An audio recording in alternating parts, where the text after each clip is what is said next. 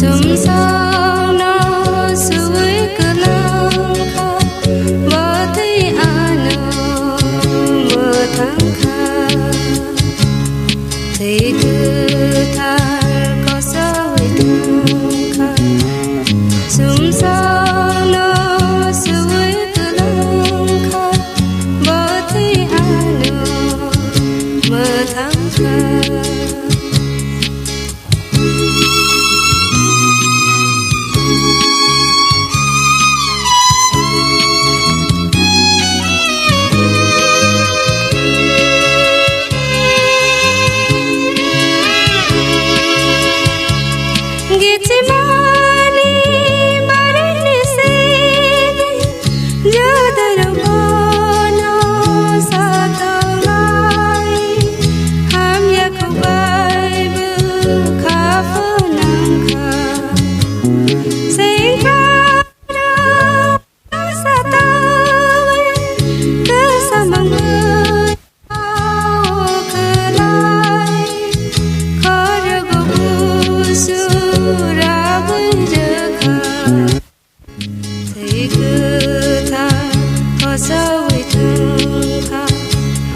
Sum sao nó suối cửa lăng khóc vỡ thấy ano mơ tháng kha.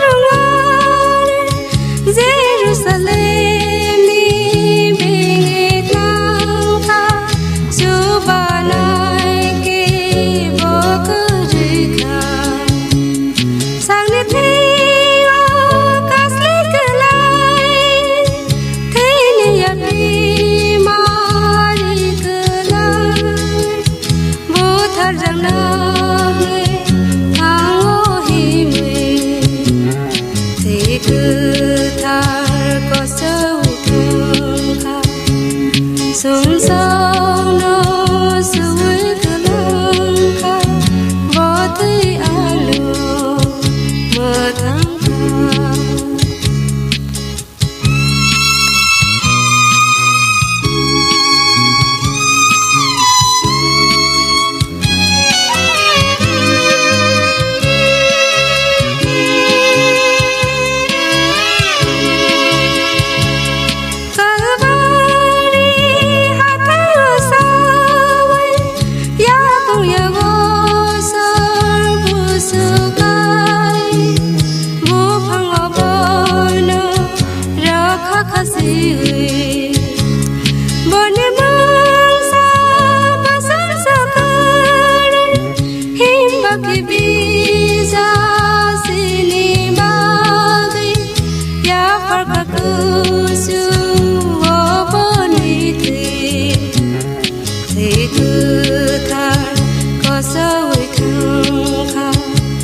Sum sao nó suối cửa lăng khóc vỡ thấy ano mơ tháng kha.